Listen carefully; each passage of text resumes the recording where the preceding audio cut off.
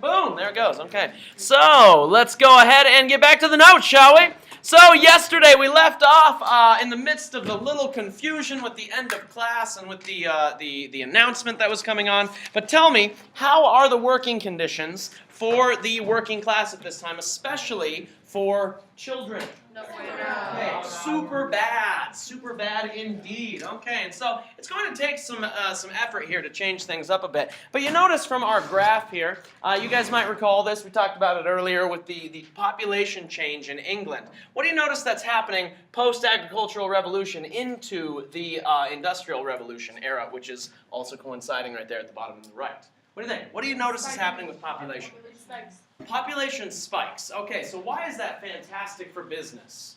A lot more people buying stuff. You see an increase in wages, and Britain certainly did see an increase in wages during the Industrial Revolution. They saw a 50% increase in their overall wages, and they were already the highest paid workers in the world. And so, I mean, it's pretty good for them. But does that necessarily mean an increase in the standard of living? No. Tell me about urban conditions in the Industrial Revolution. Terrible, yes. Okay, you remember watching Gangs of New York? You got disgusting. And the poop smith. And Manhattan Island actually has grown because of landfills that have been stuck to Manhattan Island, right? Remember that? Disgusting. All right, it's the same thing in England. You got terrible things happening, but the population boom means great things for business. One, you've got cheap labor, and two, if you pay them enough, they might buy some of your stuff. But typically, they're living in squalor, so good luck with that. All right, so that brings us to some of the other big changes happening in industry.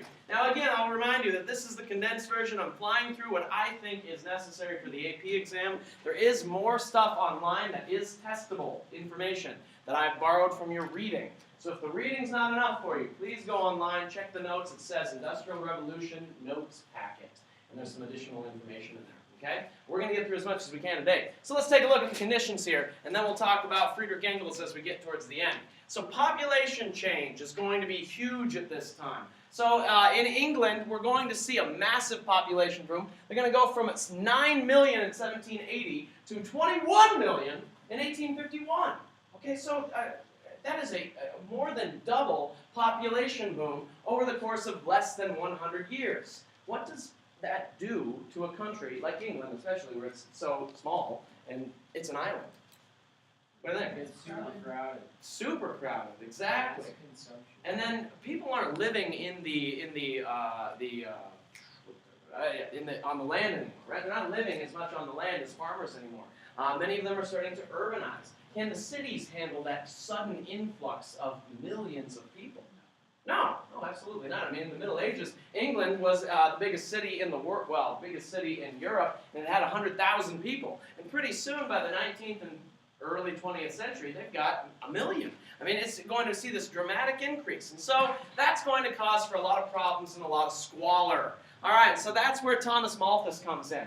Thomas Malthus, by many people, has been portrayed as the devil.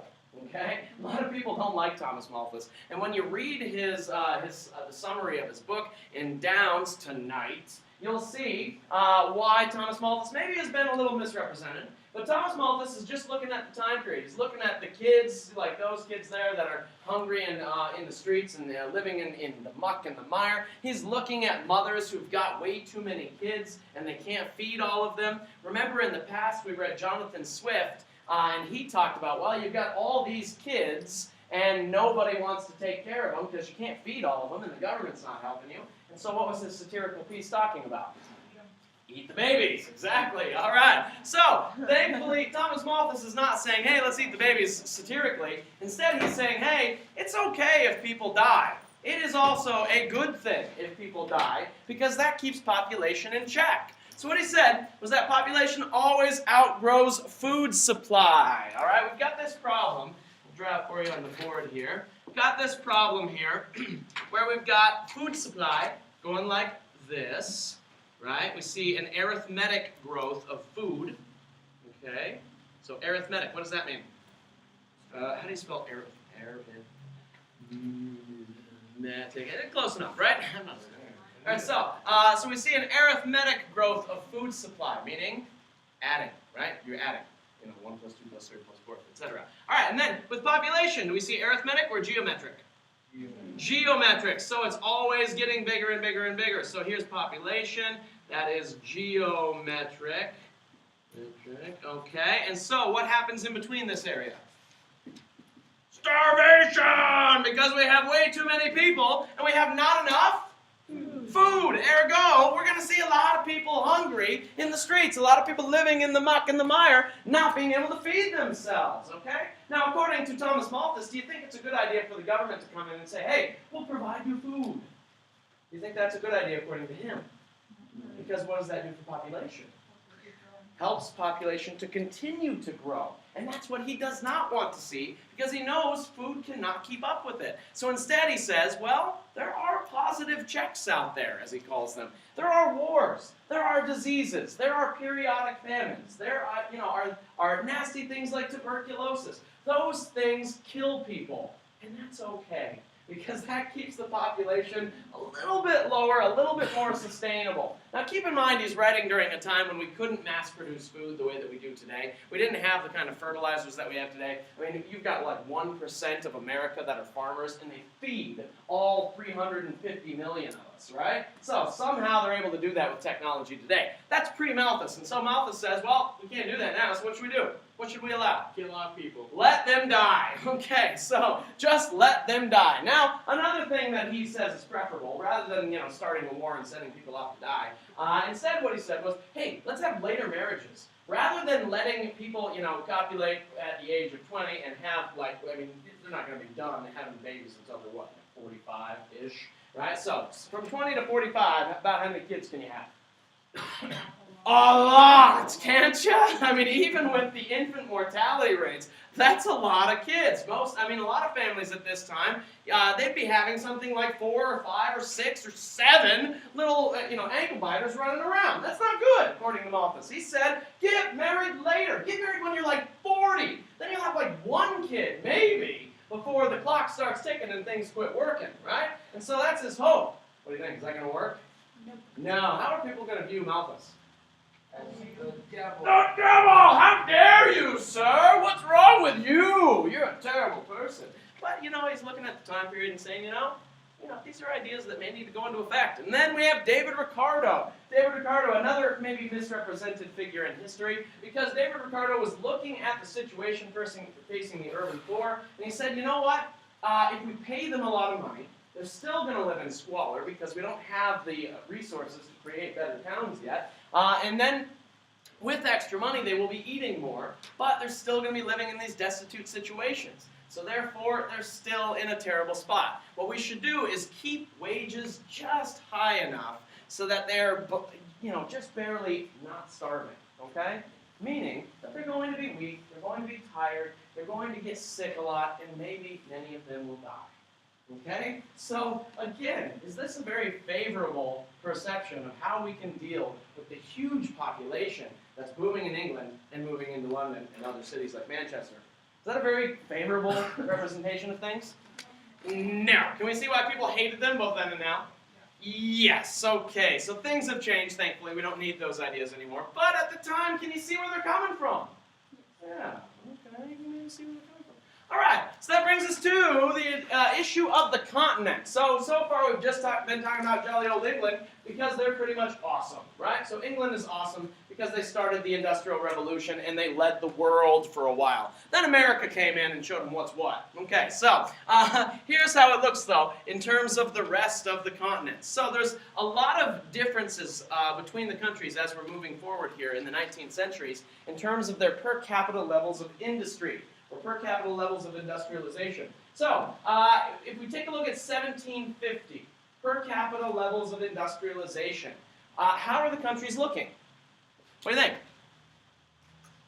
Per capita levels of industrialization. I can't remember exactly what the numbers indicate, like 10 is a unit that's meant to represent how industrialized Britain is given their size of the population, right? That's basically what it means. And so, what do you notice 1750 though? Are they owning?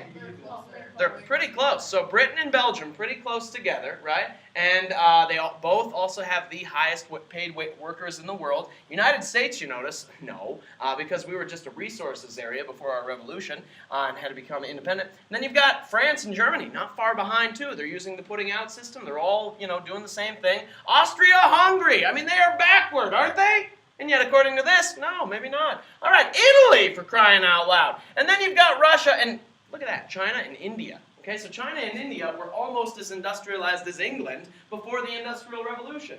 Point being, everybody's pretty much even at this time, right? But then all of a sudden, 50 years later, what starts to happen? What starts to happen? Okay, Britain starts owning. Okay, so everybody else is just barely trying to keep up. You notice some people fall behind, like China, and India actually fall backward because they're starting to become imperialized, which causes havoc for their government and their society. Therefore, they can't pay attention to industry anymore. All right, and so 1750, what this thing tells us, and the reason we're looking at this today is because where might you see this on an AP exam?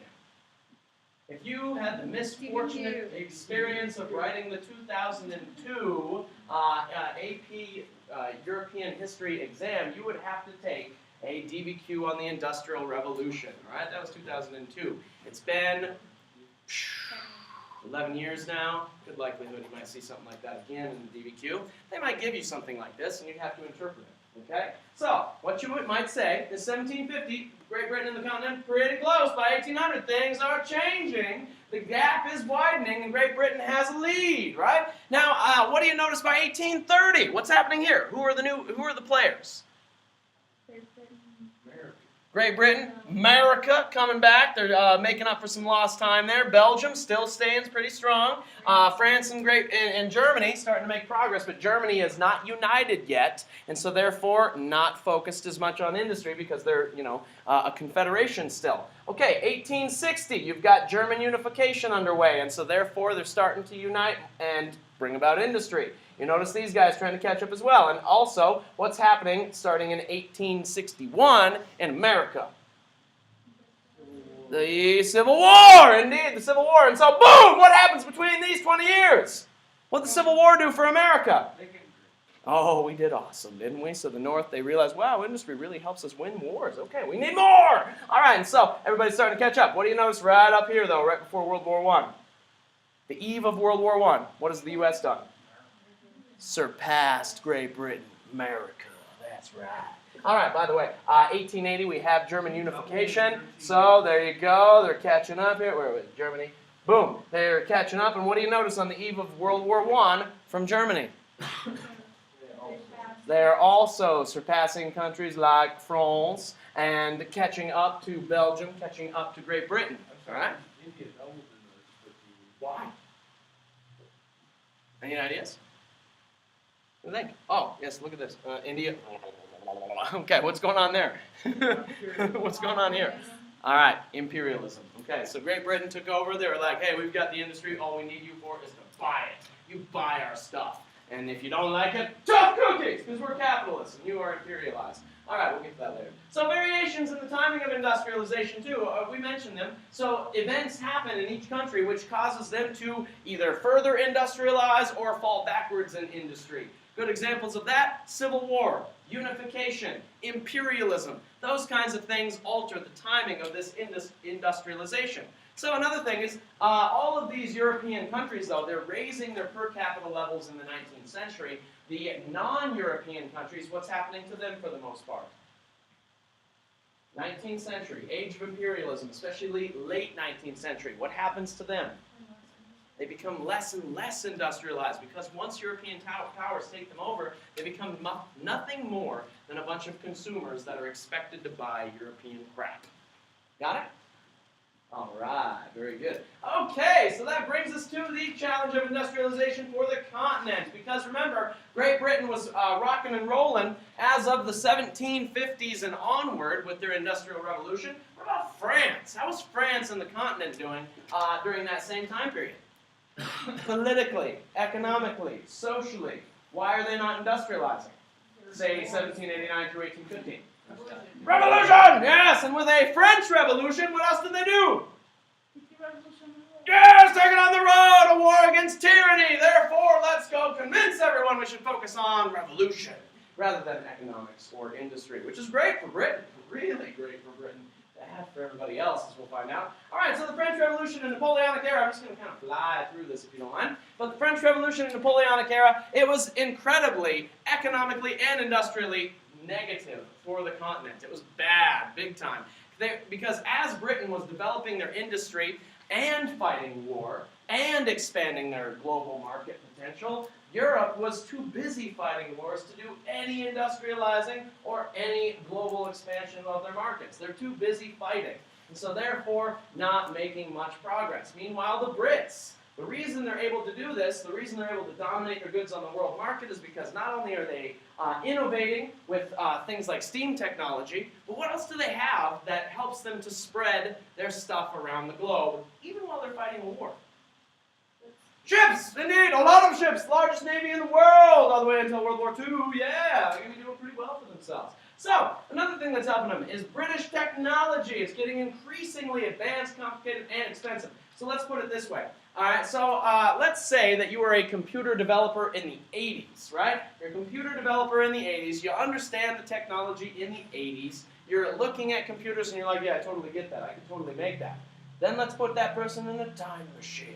Let's drop them in 2013. Would they be able to understand it?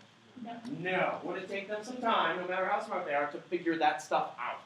Yes. Yes, that's essentially the exact same thing happening here with Britain. They're getting so advanced that other people from other countries are like, what the heck is this thing? That's awesome, but I don't have a clue how that thing works. Right? So, even a good example of that, there was an American in the early 1800s who saw how the Brits were doing it, and all he did was he just kind of stared at the machine and memorized how it worked, because the Brits wouldn't let him write anything down. So he memorized how it worked, then he got on a boat, went to America, and said, I think it was like this, and then he started to build something from it. So, that was pretty smart. I mean, he was able to do that, but for the most part, do the Brits want to let their technology and their secrets about it get out? No, and so they're very protective of that. They'll do everything they can to protect it. Another thing that's a problem for the continent during the French Revolution and Napoleonic era, do they have the laborers? Why? They're dying in wars! Remember Napoleon, how many men per year was he willing to sacrifice? All right, so he said he was willing to sacrifice 1 million. Very good. All right, but how many did he lose per year? 50,000 per year killed in battle. All right. Then we also have little government support because the government, what are they too busy doing? Yeah, pretty much. Okay, so fighting wars. Busy time. All right, after 1815, how are things going to be looking for Europe? What do you think? What do they have already working for them? What kinds of background with industrialization do they already have? That was, everybody had, before the steam power came along, right? What do they have going for them on the continent? We talked about it yesterday. For cheeky 18-year-old seniors, they always enjoy the name of Putting this. out. Thank you. The pudding, yes, okay. So the putting out system. So they've already got a tradition of the putting out system in Europe, and therefore they're like, well, hey, Britain used this before to get started. We'll use it too. But then we're going to add some water and steam power to it. So they're going to start borrowing British technology. And again, I put borrow here in quotations because, again, would the Brits want anybody else to get their hands on it? No. So they guard this stuff like it's CIA documents. I mean, it is incredibly rigorous in how complicated and secretive they are with all of this technology. And yet you'll have guys that are going to sneak into Britain and steal it like crazy. And then you've got strong independent governments that are developing at this time that want to keep up here. So Prussia and Russia in the 19th century both realize that they have fallen behind economically and they want to catch up because why do they need a strong economy and strong industry in these very militaristic countries? Yeah. For their military, yes, we must rapidly expand and innovate our military, and so they're going to be doing that. All right, and then some agents of industrialization in Europe. We're going to have, first of all, the illegal migration of skilled workers. So Brits that are working in England were well paid. But once you become a skilled worker, let's say you know how to build and fix steam engines. Are you a hot commodity? What do you think? Now, you could live in some, decent apartment in Great Britain, Or you could be treated like royalty in France. Or you could become a baron in Germany. What are you going to do? Move! Yeah, are you kidding? Alright, so they're going to sneak out of the country. Then we also have talented entrepreneurs in these European countries that are themselves going to come up with cool stuff as well and find ways to do awesome things. Then the governments in these countries around Europe, they want to find ways to make this stuff happen. They want to find ways to help these infant industries, and so they're going to provide tariff protection. Why is that important that the government is providing tariff protection to new business ventures? Because it's not really laissez-faire. Okay, so it's not really laissez-faire, exactly. They don't want outside competitors selling their stuff for cheap, which hurts the consumer, certainly, but who does it help? Native industries, exactly, the manufacturers in that country. All right, so we have examples of this from, for instance, Friedrich Engels. He was, I think they called him like the Watt of Germany, because who was James Watt? Yeah, no. He has a university and a unit of energy named after him, exactly. All right, so he did a lot with steam power, exactly. He helped innovate steam engines and make them more powerful, and so he was a big deal in Britain. Now, Friedrich List, he's going to be an entrepreneur who will do many of the same things, and so he's going to be the Watt of Germany. And so they're going to love this guy, and he's going to say, well, you know what, we need to protect our new businesses that are growing based on steam power. We need to promote this idea of the Zollverein. So the Zollverein was a German economic system that was put in place in the German Confederation of the Rhine. Because you've got all of these different states, 38 different states, and they used to have tariffs all against each other. Now, is that very productive? No. If 38 states have tariffs against each other, do you get any business done? No, you can't trade very fluidly or easily. So therefore, Friedrich List said, what? What should we do? We need to get rid of those. Let's get rid of those, because we are all Deutsch, and we all speak the Deutsch, and we all want Deutsch money, don't we? We want British stuff. The English speakers in our country, do we want that? No! And therefore, let's keep them out, and let's build up our own beautiful German customs union and make sure that we are trading together. Germans trading together. All right, so not only is this a fantastic idea to help promote industry and protect their new businesses, but nationalistically, why is this also a good thing for quote-unquote Germany, since we do not yet have a Germany? Yes, unification. So this is the first step towards German unification. So any of you out there that love Germany, like this guy, right? If you're a big fan of Germany, or any of you that hate Germany and are terrified of Germany because they own in world wars, temporarily anyway, then this is the first step towards all of that, right? Okay, there you go. I tend to fist bump for that idea, though. Then we have banks. We have banks all over the continent that are helping out with stocks, all right? Because remember, what do stocks do for companies?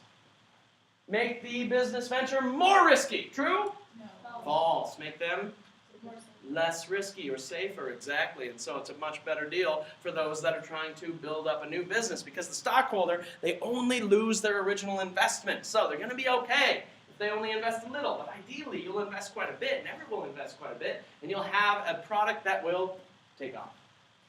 All right? Good? Got it.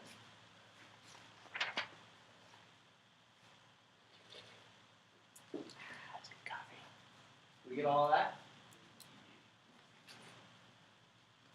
Those of you that were gone yesterday, we recorded the lecture for you. It's on the website. I know, I didn't do it till this morning. Oh. Yeah, had stuff to do, you know. Plus, it didn't work originally, so. Yeah, do that. All right, so that brings us to some other issues of industrialization and in terms of, you know, who's doing the work and the effects upon them. So, industrialization. With the increase of industrialization, we see the increase of bourgeois fat cat capitalists, like this cool guy right here running this factory. And then with the growth of these new capitalists, we see the increased wealth and strength of the middle class. All right, so the middle class bourgeoisie, these are a new group in society, a new strong group in society. There's always been merchants and business people, but there's never been such a large new class of these kinds of people. Does that make sense? Okay, so now we see a large new class of this middle class group of bourgeoisie that are running the businesses and making good money off of it. So with that, we see this new class of factory owners. Now with these new factory owners, what they want to do is try and show off how awesome they are, right? So what are some examples of how they show off how awesome they are? Now that they got money, how are they showing it? They flog their work. They flog their workers, and boy do they. And often the way that they get to the top is by being a belligerent jerk and becoming a manager because you're a belligerent jerk, right? So, I mean, you basically have this overseer that walks the floor and makes sure you're doing things correctly. Anyone seen Les Miserables yet, the new one? Oh, so good, right, first of all. So, you remember the dude that walks around and threatens to, rape some of the women? Yeah, okay, that guy. He would be a good example of that. That's how you start making it in the world during industrialization. All right, so these newly rich folk, though, as they're starting to gain in their wealth and power, they're trying to show it off a little bit because they are proud of their new wealth. So we see some new fashion trends, of course. We see a lot more of the three-piece suit kind of thing. You see the paper collars. You see the stovepipe hats and the bowler derby hats, and you see the canes, all fun things that these new rich are doing to try and show off their awesomeness. We also see formal education having new importance. Now, before we bring in some factory acts and various things that will make it so that kids cannot be working in the factories and the mines, do we have free education? No. All right, so Prussia is one of the few examples of free education for young children, elementary school education, because during the time of Friedrich the Great, he said, well, you know what we need to have is we need to have kindergartens. And what are kindergartens? Yeah, all right, so kinder meaning children, and garden for children, right? So, a garden for children. So, he was trying to teach these kids literacy. Why? Why have literacy? Grow smarter and serve in his army better, right? So before it was all about teaching kids for military purposes. Now, during the age of industrialization, they're trying to think of, all right, well, now that we've got some money and we're middle class, we don't need to have our kids working in the factories, do we? How can we show off our wealth? Since we do not need our kids to be working in the factory. Get them a tutor, exactly. So you go to a little tutor school to be awesome.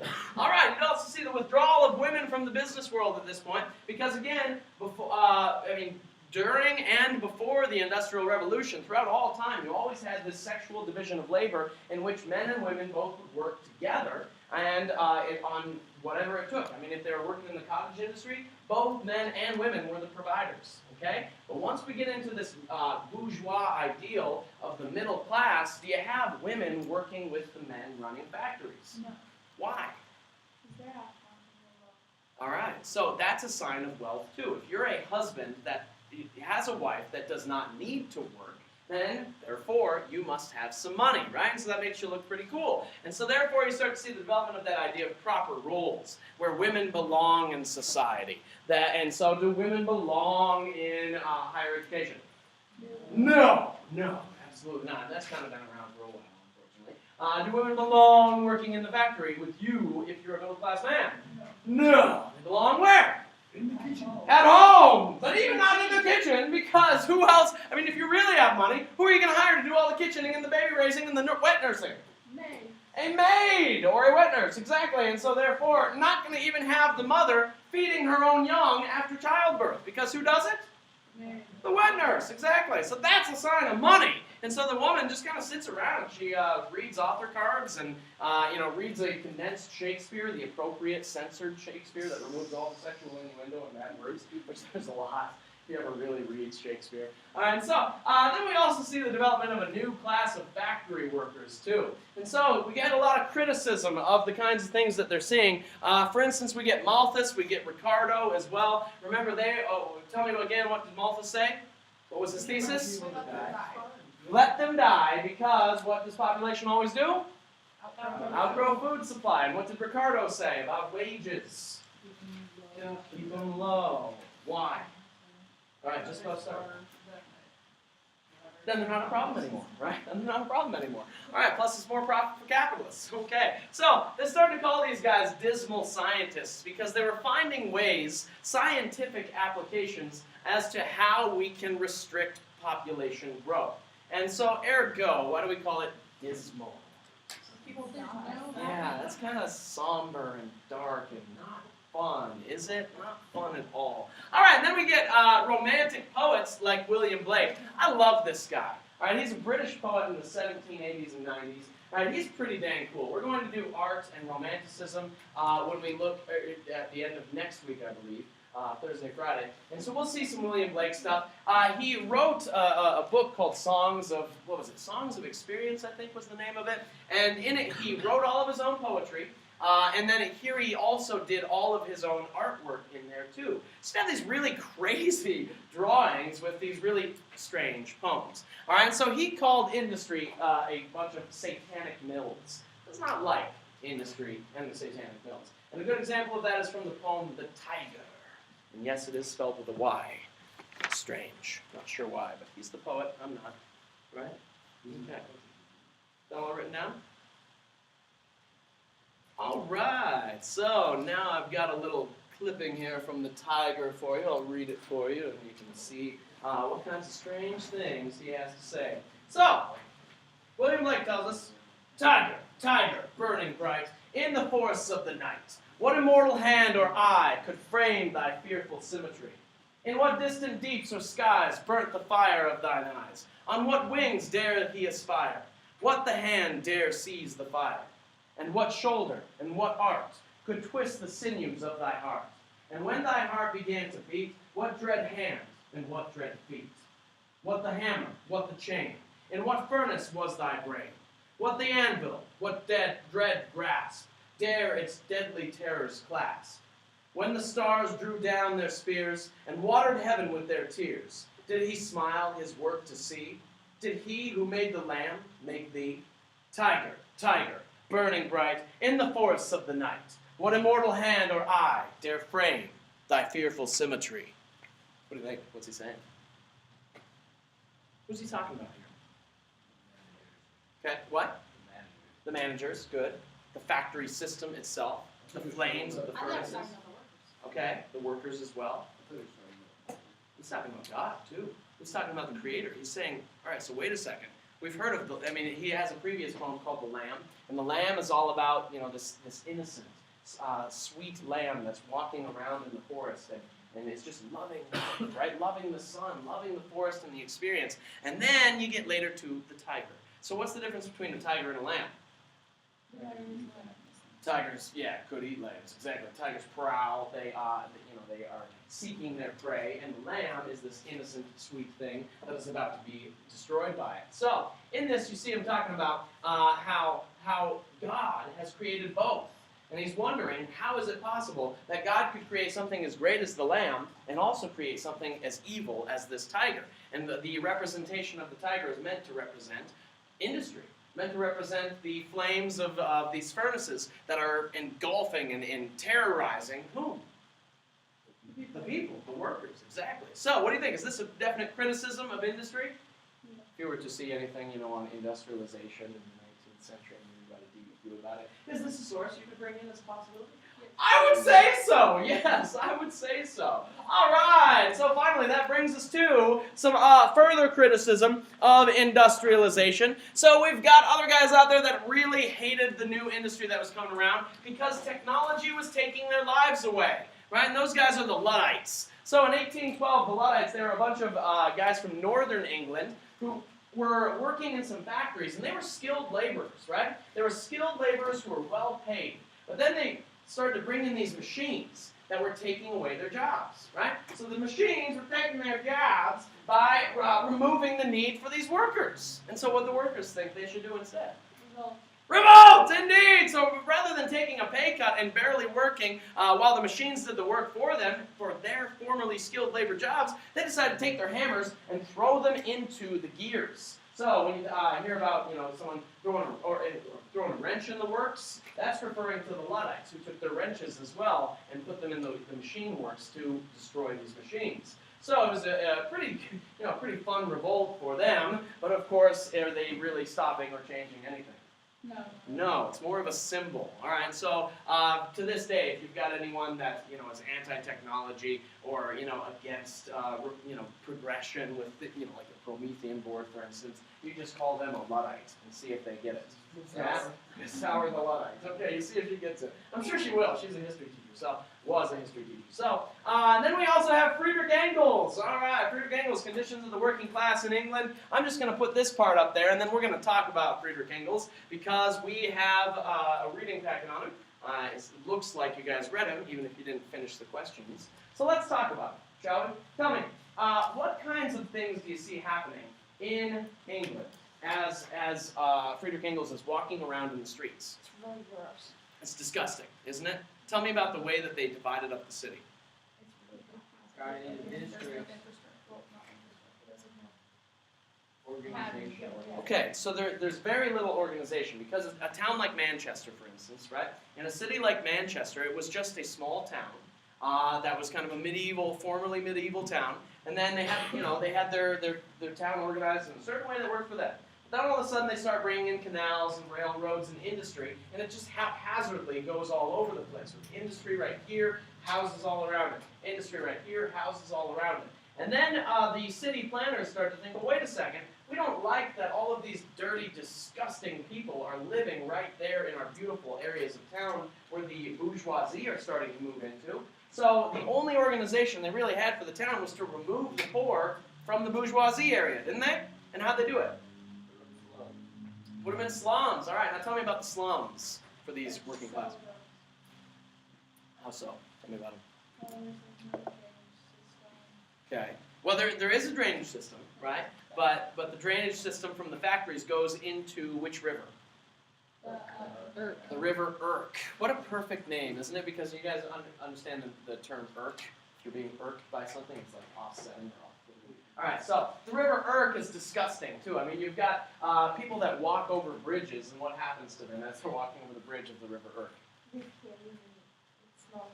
It smells disgusting! It's like a green, festering pool of disgusting filth down there. And he also talks about how miasmatic bubbles pop out of the river, releasing this disgusting gas substance up into the air from the factories and from the bile of the humans living in the town. And so as you're walking over the bridge, people actually fainted. They'd sniff it and just go down because it was disgusting.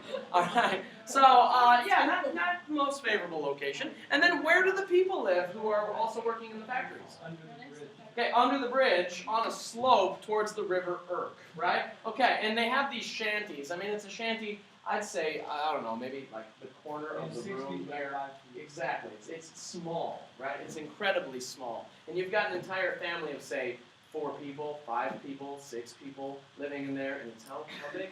6 by 5 feet. Huh. All right. So how many square feet do I have if I've got a family of 6? Do a math problem on that one. What do you think? What is it?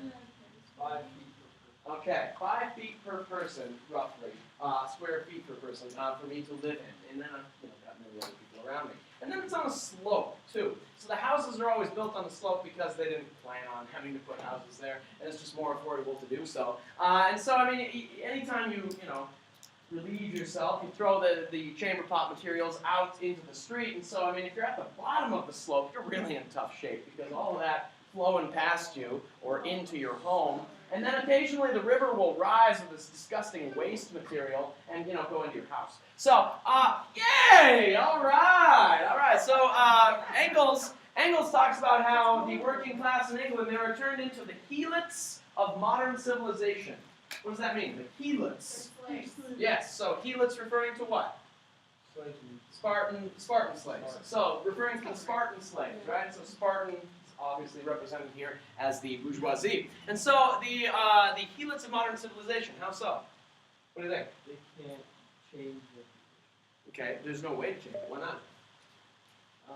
There's nowhere for them to go. Indeed. All right, so remember, the sheet, if you did not finish it, focus. So if you did not finish the sheet on Friedrich Engels, it's due tomorrow. I also want you to read Malthus and Ricardo by tomorrow in Downs. And then tomorrow we also have Sherman. Buns, right? Buns. Sorry, I was like, That's all right. oh.